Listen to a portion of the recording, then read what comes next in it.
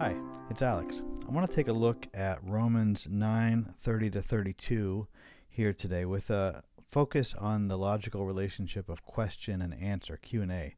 Now, question and answer is pretty straightforward, right?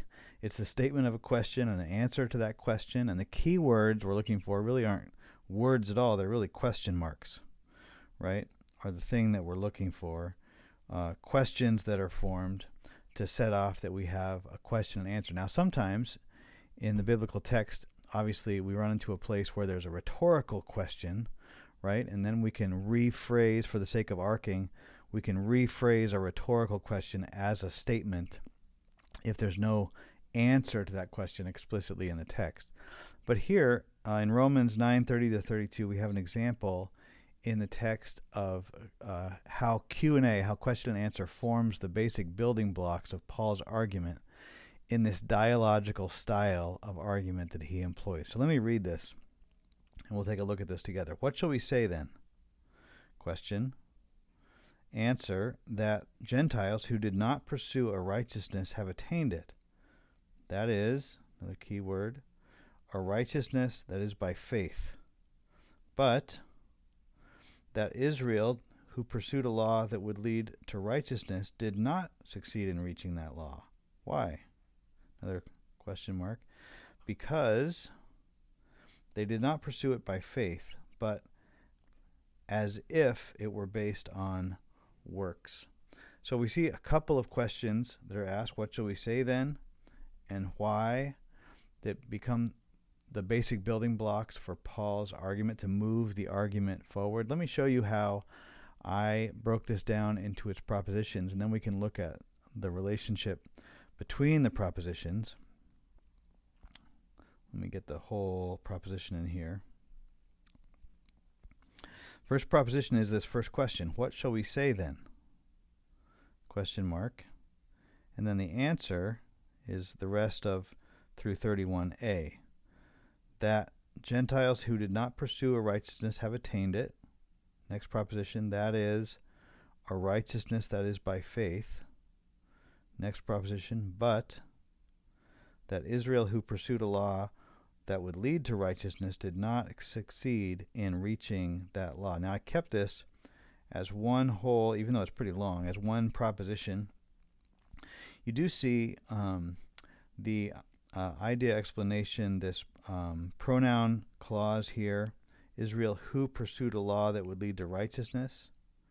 And there is a verbal assertion, pursued a law that would lead to righteousness. However, because it's nestled in the middle of this sentence, and it's really describing or explaining who Israel is, reminding the reader that Israel who pursued a law that would lead to righteousness. So that's the specific characteristic of Israel that Paul wants the reader to remember at this moment. That Israel, who pursued a law. So this pronoun phrase, this pronoun clause really modifies and reminds the reader who Israel is. And so the real verbal assertion here is that Israel did not succeed in reaching that law. The Gentiles did not pursue righteousness, but that Israel, who did pursue the law that would lead to righteousness, did not succeed in reaching that law. So did not succeed is really the verbal assertion here. Israel did not succeed. But it's Israel who pursued a law that would lead to righteousness did not succeed in reaching that law or attaining that law. So I'm going to keep that as one verbal assertion there, one proposition. And the next proposition is question, why? Why? And the answer is in 32, because they did not pursue it by faith, but as if it were based on works. So that's how I broke it down into its propositions. And let's take a look at the relationship between these propositions now. The first thing that jumps out to me is this basic question and answer format. Question, answer. So I can go ahead in my arcing and identify this question and answer. So first I'm going to arc this and label this as a question, and this is the answer here. And then the same thing here, question followed by the answer. So right from the beginning, I'm already going to see that I'm organizing around these two Q&A, probably in a series or maybe a progression. The question and the answer that's given, the question, the answer that's given. And I can see that this is the fundamental building blocks that Paul is building his argument on. And then I can go back in after I've identified that and look at the answers in particular and say, what is the relationship within the answers of these different propositions? So the first thing I see is I have an idea explanation set off here in BC by these words, the keywords, that is. The Gentiles who did not pursue righteousness have attained it. That is a righteousness that is by faith. So I'm going to label this as an idea explanation. Draw my arc. And then I come to this word, but, which points me to an alternative that Paul is putting forward, that the Gentiles who did not pursue a righteousness have attained it, that is, a righteousness that is by faith, but that Israel, who pursued a law that would lead to righteousness, did not succeed in reaching, did not attain that righteousness that they were seeking. And so we have an alternative relationship right here. But one thing that I'm going to consider, and it's because I saw this in the second part, in verse 32 here, they did not pursue it by faith, but as if it were by works. So there's a negative positive, it seems like, right here that's being set off. And I'm going to go ahead and label that as a negative positive. And I've already got my arc over those two.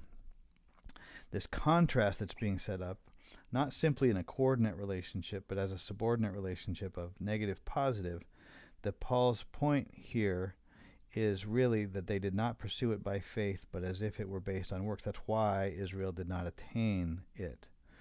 And what I'm wondering then, as I've seen this negative positive relationship here, is if the same thing is happening here, because I certainly could label this as alternative. This is an alternative that's being laid out. There's a comparison between the Gentiles and Israel. But we do have this word not here. The Gentiles did not pursue a righteousness, and yet they have attained it, that is, a righteousness by faith, but that Israel, who pursued a law that would lead to righteousness, did not attain it. So I'm on the fence with this. I could go either way, and I think you wouldn't be wrong labeling this as an alternative, but because of the parallel of the two question and answers that we have, that pushes me to consider at least that this is the negation and this is the positive, and then we have another negation and a positive right here. The Gentiles did not pursue righteousness, but Israel did pursue a law that would lead to righteousness. Why did Israel not attain it in their pursuit? Because they did not pursue it by faith, but as if it were based on work. So I think you could go either way. I'm going to go with the negative and the positive here, the negative and the positive. We have that parallel playing out. And then that brings me to this relationship right here of between these two question and answer. And it could be a series, I think. But I'm leaning toward actually a progression. I think it is a coordinate relationship. We have two question and answers that equally contribute to the argument, and yet it does seem like he's moving toward a conclusion. He's building on this first Q&A to get to this second Q&A, to get to this answer that they did not pursue it by faith, but as if it were based on works. And so I'm going to label this as a progression,